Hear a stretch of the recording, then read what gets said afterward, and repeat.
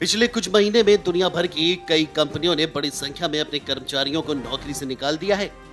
Twitter और Meta के बाद अब अमेजन भी इसकी तैयारी कर रही है। इनके अलावा भी स्नैपचैट, माइक्रोसॉफ्ट, इंटेल और एप्पल जैसी कई बड़ी कंपनियां छटनी कर रही हैं।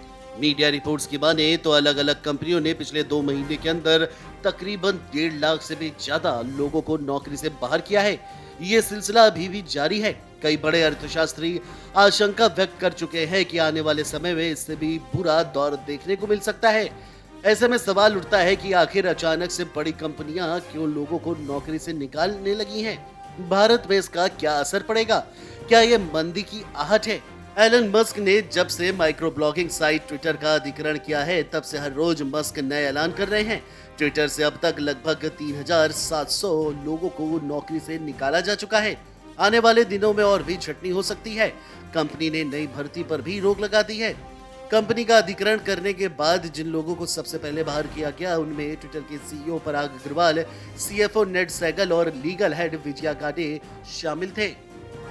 वहीं social media site Facebook Meta ने भी करीब 11,000 से ज्यादा कर्मचारियों को नौकरी से निकाल दिया है। कई तो ऐसे कर्मचारी थे जिन्हें ज्वाइन कराने के अगले ही दिन नौकरी से बाहर कर दिया गया। अलग अलग रिपोर्ट्स का यह दावा है कि अभी भी ये संख्या और ज्यादा बढ़ सकती है। करीब 20,000 कर्मचारियों को फेसबुक नौकरी से निकाल सकता है। मेटा के सबसे बड़े शेयर धारकों में से एक अल्टीमीटर कैपिटल मैनेजमेंट ने पिछले महीने मार्क जुकरबर्ग को एक खुला पत्र लिखा था, जिसमें लोगों से अपने वित्त को ठीक करने के लिए लागत में कटौती करने का आग्रह किया गया था। वहीं तकनीकी मामले में अग्रणी होने के बावजूद माइक्रोसॉफ्ट ने आर्थिक नुकसान कम करने के लिए छटनी कर दी है। कंपनी ने पिछले महीने लगभग 1,000 कर्मचारियों की छटनी की है, जो इस साल कंपनी में तीसरे दौर की कटौती थी।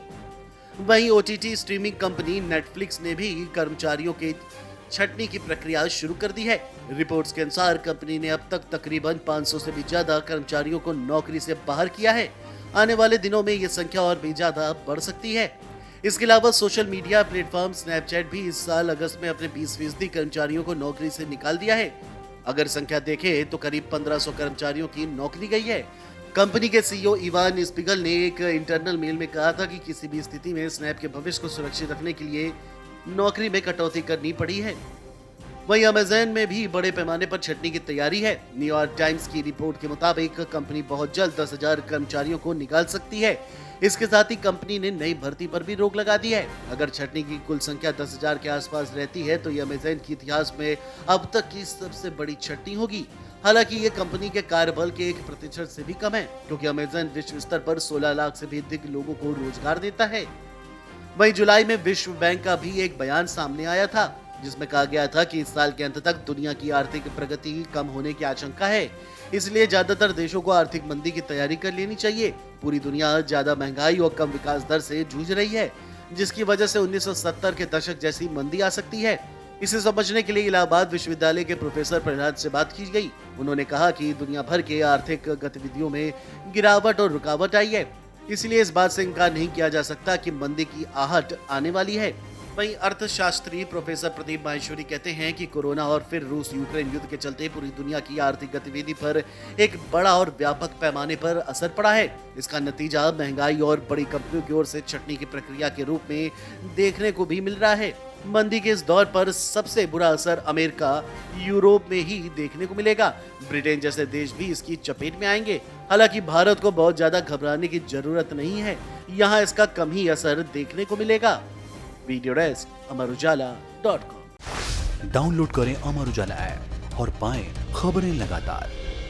अगर आप ये वीडियो YouTube पर देख रहे हैं तो हमारे चैनल को सब्सक्राइब करें और बेल आइकन को दबाना ना भूलें। अगर आप Facebook पर ये वीडियो देख रहे हैं तो हमारे पेज को लाइक करें।